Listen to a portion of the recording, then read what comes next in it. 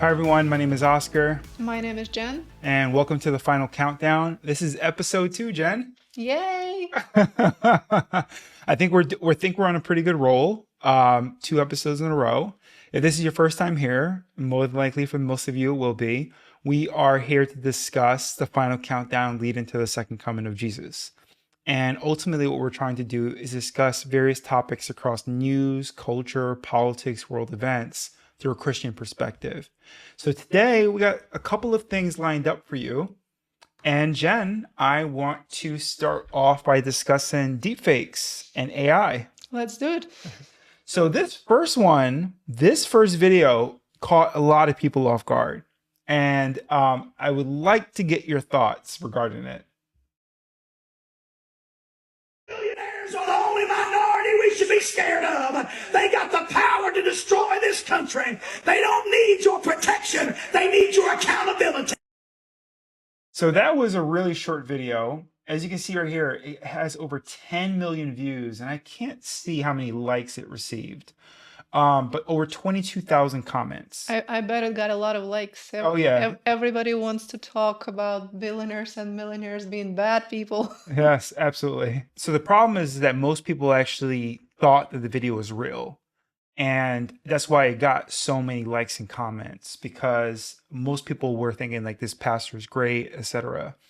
And when you look at the way that it was shot, it actually looks like it was shot using like some type of grungy camera, old school camera in the back of the church. So it's really hard to tell if it's real or not. Yeah, there are a lot of videos like that today because I come across them all the time, and some of them, they even fool me. Yep.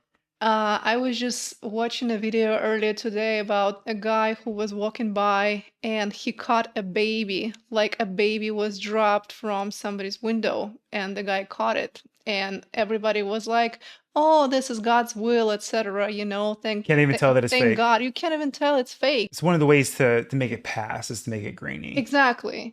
So I'm gonna show you a couple deep fakes here too. So if you're watching this and you've never seen deep fake before, it's when you're able to mimic maybe someone's image and their voice with a high level of realism. So I'm gonna show you a couple examples here. We're raising funds for a sick parishioner. Can you send me some gift cards? Don't do it. I'm fake. Can you believe these tickets are so cheap? No. They're not cheap. They're fake. Just like all of this. Completely made up. Most of these scams only work if you respond quickly and without thinking. Don't fall for it. Take a moment to assess the situation. Videos will be made and shared. You notice the hands are getting much better. It's going to become, because people usually will say, oh, it's the hands. Yeah, it's no longer the problem. Exactly. And the quality is becoming indistinguishable. I watched a video from 2 years ago where they used a high level of processing power to create one of these deepfakes. And here we are 2 years later, and people can create most of these on their phone now. It's funny because it reminds me the fact that even I had some of the people reaching out to our company and asking whether we can produce some deepfakes for them, and it started happening like even 3 years ago, before this whole technology went public. Of course, we said no to every single one of them because we don't want to be involved in anything like that. Plus a lot of liability too. It is a lot of liability, but I think the core here is to understand why this is all happening, why it's allowed, and what is the end goal. Yeah, I'm glad that you brought that up because this is an article about Denmark. It says Denmark to tackle deepfakes by giving people copyright to their own features. And the thing about this is that a lot of TikTokers are actually talking about this exact same thing with this legislation. They were making the argument that Denmark is leading the way and giving essentially the power back to the people. The Danish government is to clamp down on the creation and dissemination of AI-generated deepfakes by changing copyright laws to ensure that everyone has a right to their own body, facial features, and voice. It defines a deepfake as a very realistic digital representation of a person, including their appearance and voice. And I had mentioned in one of my previous videos recently that one of the people that are actually pushing back against the hardest against these deepfakes and advocating for legislation are artists, musical artists. And the thing that people don't understand is that all of this is intentional, you know, that they're pushing this problem. They want this AI problem to exist so that this can come in. Because what Denmark is going to do is that the only way for them to copyright your image and your voice is for them to actually own it, to have it, somehow, it's like this central database. Correct. And the way you can understand that this is all planned and scripted is that initially, before AI really became so popular and everybody started realizing what it can actually do, there was a big push from the artist community in the music industry, in the entertainment industry, when a lot of artists started waking up to how much they want to own in terms of the stuff that they produce, Yep. like their music. You can talk about Taylor Swift, Kanye West, a whole bunch of other people. And that's how you know that it all was scripted, because the timing is just perfect. That movement really picked up. Yep. And then they introduced AI. And then they had a whole bunch of strikes in Hollywood right after that were pushing against AI. And this is now just step by step. This is where we're going. We're going to copyright all of that. You're going to have to own your likeness, your voice, etc. At least the illusion of ownership. Well, yes. And then it's all going to be full control. Exactly. And that's what all of this is pushing us towards, is the beast system. And they're very crafty, very, very devious in the way that they push things out. I'm going to show you a video regarding the agenda that's coming forward, the ultimate end goal of what they're essentially trying to accomplish. Why is this technology being developed? It's all for the culmination of this digital prison from which there will be no escape after all the switches are turned on. The critical switch would be the introduction of those digital IDs and central bank financial control, a world of zero trust. Zero trust is based on a simple principle: never trust, always verify. Zero trust is a protocol that is implemented by cybersecurity companies. And what it really means is we don't trust you, and you have to prove who you are all the time, 24/7. So think of it as going from a world of implicit allow to default deny. In tomorrow's world, once zero trust is implemented in, say, retail, everything will be behind plexiglass doors with a 3D camera, and it'll only be unlocked through your digital identity and facial recognition if you have the available carbon credits in your digital currency. If you've reached the limit of your allowance, it could be access denied. This would apply to fuel, to travel, to meat and dairy products, to clothes and other consumer goods. Because everything in life could be valued by its carbon footprint. Even access to the internet could be denied. So the new world of zero trust is really a world of locks. It's like an inverted prison. You are supposedly free to roam about, but everything you want to access is behind lock and key. The idea that they're coming from a place of not trusting you initially, that's where they're going to. And the only way for them to grant you access is for you to be a part of their system. And they have been working on this for a long time, and they've been staring the agenda from multiple different angles, from immigration to climate control to AI To homelessness. To Yep. crime, all of it, because all of it is connected. Yep. And it all was like the operation that you can see everywhere, from all sides. Yeah, no, I agree. And we're going to talk about more of those topics in depth, especially on future episodes where we dive into them with significantly more detail. But when you're watching this, you have to realize that this is well orchestrated. There's a reason why when the beast system fully arises, which is a combination between this like religious and political system all in one, The reason that it's so powerful is because they've exploited it from all angles. And I'm watching that unfold right now, even in America, where they're cutting off people's ability to get food. Imagine if they did that on a wide scale system, and the only way to get access later is then to join the system. You really then have to go out on faith with the Lord. Now, let me show you, Jen, what's going to come with these central bank digital currencies. I'm going to show you this video. Morning, citizens. Your overnight account balances have been updated. Time to start a productive day. Final notice, your account balance is below 500. You need 50 credits by the end of the day to avoid automatic eviction. If you have missed work due to illness, you must provide a doctor's note to reclaim your credits.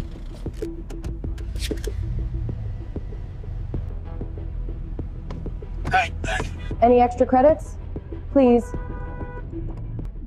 Tensions are high today, with more people planning to join the Citizens Against Digital Control protest. Remember, the government knows who you are at all times. Resisting is not worth the consequences. All of their newest social credit systems are designed to keep you and your families safe and efficient. Authorities seized a record balance of an individual's credits, citing excessive hoarding.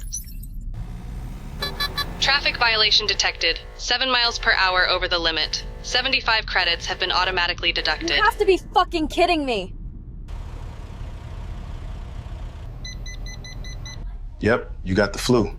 Your blood work shows a significant iron deficiency. I recommend incorporating more red meat into your diet. Dr. Jones, your taxes were not filed and have been automatically deducted with late fees. Your medical license has been revoked. Oh, hell nah, I filed an extension.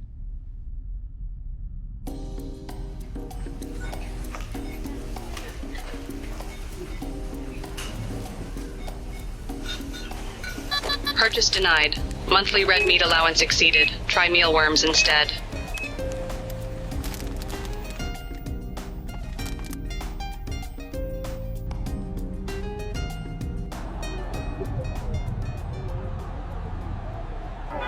Can you guys please let me through? Attention. Unauthorized political gathering detected. Participants' access to financial services has been suspended.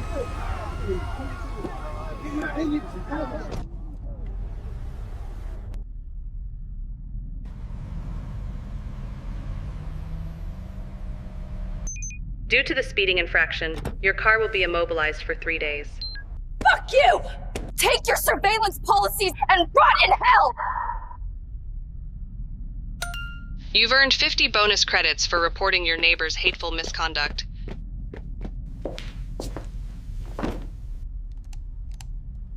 This content exceeds your current social credit tier. May we suggest citizen responsibility?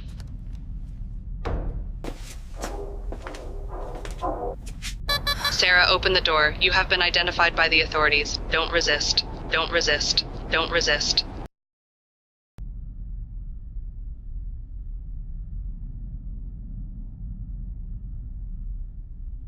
And listen, Bitcoin is not the answer either. But what I will say is that this thing is eerily accurate, And the thing that a lot of people don't understand is at the very end, her own neighbor reported her at the very end. And I'll tell you something, during COVID, my own friends, we didn't see eye to eye on a lot of things. And I had my own friends, essentially turn their back on me in different ways.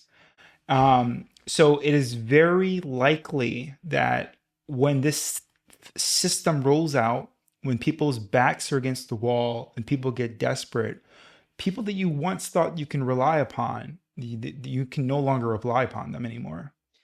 I mean, if you think about it, then they've been cultivating that type of behavior for a long time, because for a long time they've been saying things like, if you see something, say something, Yeah.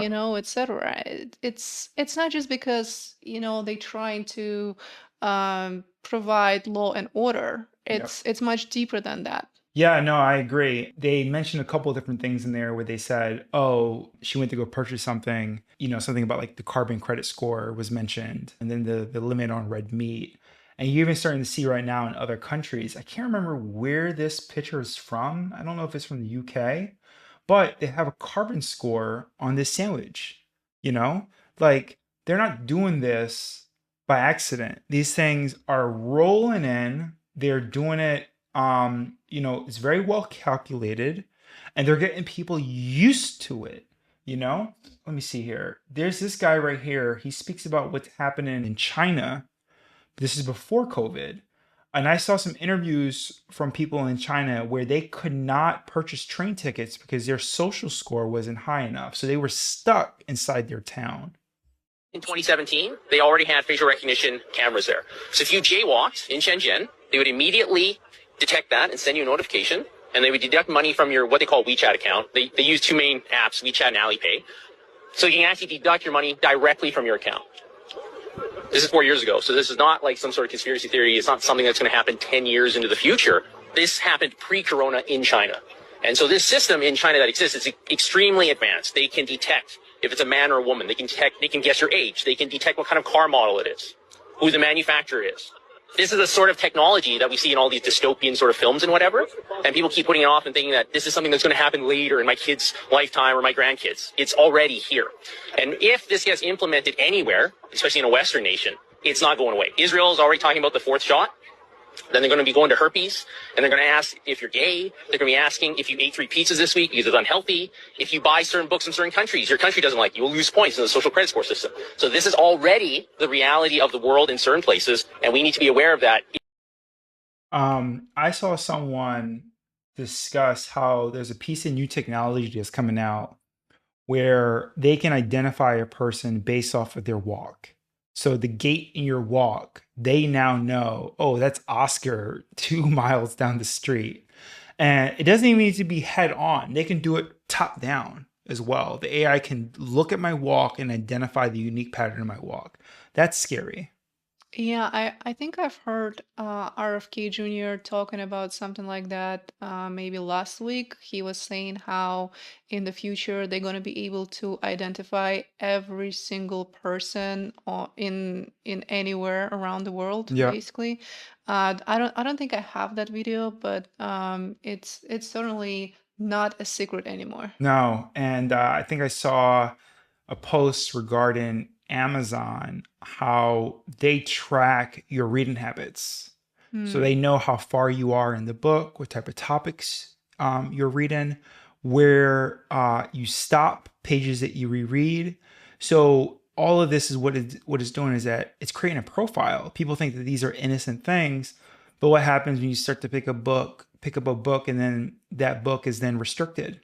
It's like, oh, you're starting to think for yourself, Oscar. But Can't have that. They're doing the same with like streaming services because they track everybody through the cameras because they track your emotions, Yeah. they track whatever reactions you have, and obviously it's even easier to track when you stopped watching something and when you picked it back up. Yeah. Now I'm going to show you something right here from the WEF. And the one final note I will make is that if you think about the benefits of digital money, there are huge potential gains. It's not just about digital forms of physical currency. You can have programmability, units of central bank currency with expiry dates. You could have, as I argue in my book, a potentially better and some people might see it, or a darker world where the government decides that units of central bank money can be used to purchase some things, but not other things that it deems less desirable, like, say, ammunition or drugs or pornography or something of the sort. And that is very powerful in terms of the use of a CBDC. And the one final note I will... So remember after the pandemic when they started during the pandemic where they started sending out the stimulus checks? And one of the things that this essentially he's making the argument about is that they can then program the currency so that you're only allowed to spend it on certain things.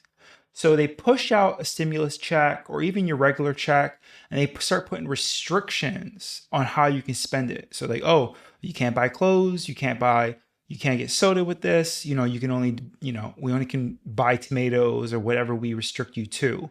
And that is the power of this currency that's coming. It's not enough for you to be signed up. Because people think that, oh, you're going to be in this system. Once you sign up for this system, everything is just going to be fine. I'm like, no, it's going to be heavily regulated. I think that's exactly what central bank digital currency is about. And a lot of people don't understand the difference between, us having our bank accounts now and everything being digital. And then what's the difference between that and central bank digital currency? What is the difference? Yep. That's exactly the difference, that right now you actually get to choose what you can buy with your own money that's in your account. But once it changes, then they're going to be able to fully control how much you can spend, when your money expires, what you can spend it on, how often, etc. The emojis want to enter the chat. But I used to say for a long time that one of the best things in the world is anonymity. I never got why people wanted to be a celebrity. I never saw any value in it. And it's the same thing regarding real money. Real money is anonymity. It allows you to have freedom to live your life. You go out, you spend your money however you want to spend it. That's your business. You work hard for it. You spend it how you want. This system that's coming up, they're going to tell you exactly how you're going to spend your money. They're going to track your money. Every dollar is going to be tracked. And unfortunately, it's coming much quicker than many people can understand. I would say that the main point also here is that Palantir already came out and said that it doesn't matter how much money you have on your bank account. Yep. It doesn't matter if you have $100 million. That's literally what the guy said. We're just gonna zero it out and you're gonna start from nothing. Yep. This is the last video I want to show. So she's going to discuss preparations for the mark. Going on here. In Walgreens, there are these coolers, and this is where our drinks used to, we can just open it up and grab. Now it's kind of like all cartooned all the way down. So if you look here, then I'm looking here, and there's a sensor there and a sensor there. It says, wave your hand.